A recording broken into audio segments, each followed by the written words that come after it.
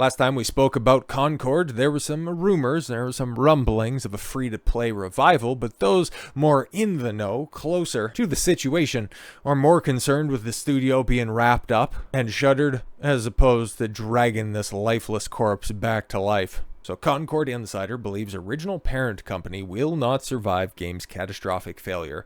Well, if the world was a fair place, it definitely wouldn't. How could you go out there and theoretically lose every red cent possible? I'm sure there are a couple of people that probably didn't take advantage of the refund that was on offer. I'm sure that they still have their copies, thinking that they're going to either be collector's items or somehow when the game eventually claws its way back to life that they'll be rewarded for their steadfast patronage. But you had a studio waste 8 years and reportedly $400 million on this nonsense. Why should they be given a second chance? Just for a video game? I wouldn't even trust them to clothe and feed themselves because they are that incompetent. But let's take a look.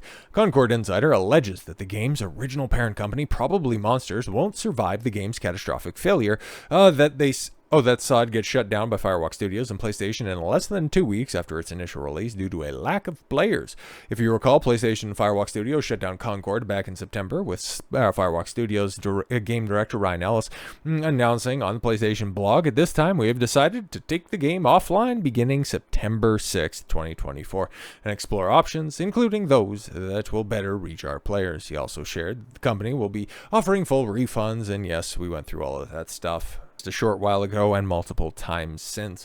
The announcement came, yes, after the game failed to attract any kind of substantial player base, topping out just under 700 players on Steam. And yeah, some other industry experts thinking that the PlayStation turnout wasn't any better. Okay, it also did not appear to do well on PlayStation. The latest data from PSN Profiles indicates it only had 1,825 people purchase the game. Holy shit. So you have a first-party Sony title that ends up being sold in greater numbers on Steam as opposed to Sony, and you're going to have the ponies out there saying that PlayStation has never been better. This is peak fire. We are so back, bro. Interesting. True Trophies also reported that the game bombed out of the gate, landing in 147th most popular PlayStation game on its weekly chart. How could you say that your 147th be the most popular anything? Anyways, the second week, the game fell to 180. It was in early access and open beta when it was in 29th position. When everybody got a chance to play it, it was like, nope, this ain't for me. But yes, now a Concord Insider tells that Park Place that he does not believe that probably Monsters will survive moving forward, albeit he does think that there are some people who might be able to salvage the company and thread the needle, but only time will tell. He also noted that morale at the company is horrifically low. Well, justifiably so. You guys were really bad. You made something that's really awful. This is unsurprising, given Firewalk Studios concept artist Amanda Kiefer previously revealing that employees of Firewalk Studios were terrified of the future. Well, yeah, just go ahead and extrapolate this out and use an analogy of if you guys were all chefs and you had to serve a chocolate cake and everybody negatively responded to it and you said, well, we worked really hard on it, okay? We had our own unique recipe, and yeah, if you can just get out of the fact that we all took a shit in the batter, it's a really great cake. Nobody would hire you for anything. I'm going to DM you after seeing this, but this site makes me pay to do that, and at the risk of getting dogpiled, I'm going to say it here. A lot affected the art side of Concord, including design by committee, failure of some leadership to listen to the art team, etc.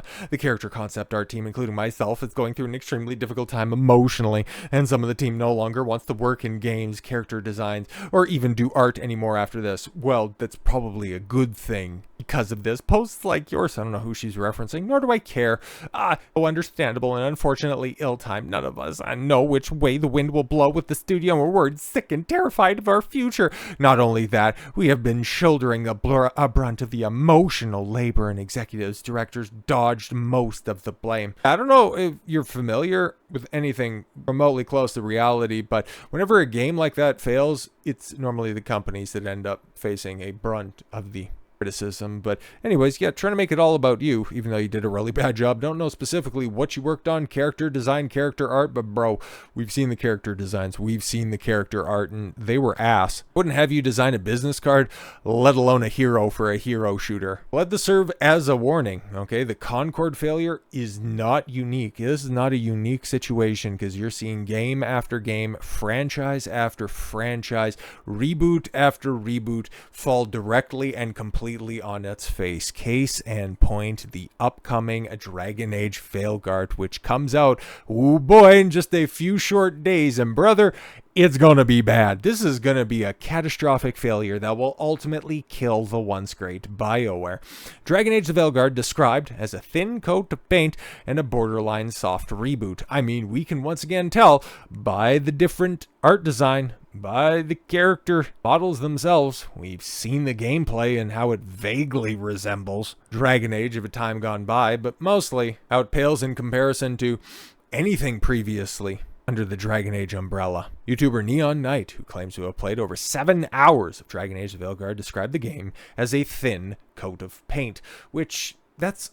I don't know what he means by that. Okay, in a recent upload to YouTube, Neon Knight said, so with Dragon Age The Veilguard, there have been a lot of attempts, in my opinion, to convince the public, or the general public, that this game is something that it really isn't, to convince you to reject the evidence with your eyes and your ears, and you've been seeing in trailers and previews, and believe that the Dragon Age DNA and Veilguard, specifically its gameplay, is anything more than a very thin coat of paint. And as some who have played the game for about 7 hours a few weeks ago, well, I guess my thesis statement here is that it isn't. A thin coat of paint is more or less exactly what Veilguard has to offer. Longtime fans and serious, level-headed discussion about the game is completely hampered by what seems to be almost universal refusal to just say that out loud. Because yeah, we've seen the gameplay and go, oof, that's real tough. What was that? I forget exactly what event that was, but there was a big dragon boss fight, and it just looks so painfully generic. The UI is awful in this game. So even if you can get on the other side of the cringe character creators and wallow through the childish art design, you're not going to be rewarded with anything fun. Well, that's refreshing to hear. At least, you know, those valuations are honest. From there, he shared that the game will be compared to God of War 2018. What? Okay. He said that the game's combat and exploration is full-blown, at least 85% God of War 2018 worship. Interesting, because that's a good game. Dragon Age Veilguard is not a good game, and those are two completely different genres, because you got a hack and slash, third-person hack and slash through and through, and then you got a high fantasy sort of Bioware RPG. Okay, this new Dragon Age is all about the action, building up a rage meter, and release an ultimate, getting your perfect parries and shield throw, talismans that activate special abilities, plenty of pots to break and chests to open. You get it. Point is, somebody really liked God of War 2018 and said, why don't we just do that and be done with it? Oh, yeah, okay, cool. So you're going to go ahead and piss off anybody who's like, I liked Dragon Age, haven't seen any of the press of that stuff, and then pick this game up. Cool. Next, he noted that the game will be compared to Guardians of the Galaxy video game regarding its tone. Oh, yeah, okay. He said, this is the point of the video where some of you recoil in horror and maybe projectile vomit, but it's also the point where at least some of you are probably thinking, hey, those are two not that bad games. Yeah, and you could do much worse in terms of comparison. Yeah, I think over Christmas last year, the Epic Game Store gave away the Guardians of the Galaxy game for free, and I've heard decent things about it, and yeah, I picked it up because, well, you know, free is free at the end of the day. So I might play that, and yeah, I have God of War 2018. Then again, those are two games I wouldn't necessarily think would properly influence a fantasy RPG. Just saying. There's no denying that the Dragon Age fan base is just 6 months ago would have torn that imaginary person apart for merely suggesting such a thing. No, we could see the writing on the wall then, but no, I understand what you're getting at. Yet ultimately, that's the type of game Bioware have made here. Yeah. What a way to go out from the once great studio, but it is what it is. He went on to claim the Bioware tried to make a very palatable game here, a very safe game, probably because they knew, yeah, this is kind of it. We got to have a hit on our hands. So what are the most tired, tried, and tested tropes in the industry? yeah, we'll just do all of those. That should work, right? Right? Like just aping everybody else's successful games and then just slapping them all together. That should be great. Instead of just carving out our own identity, doing something unique, and or perhaps, I don't know, in the spirit of Dragon Age, we could do that, or we could just make generic slop. We could do right? That's just as good.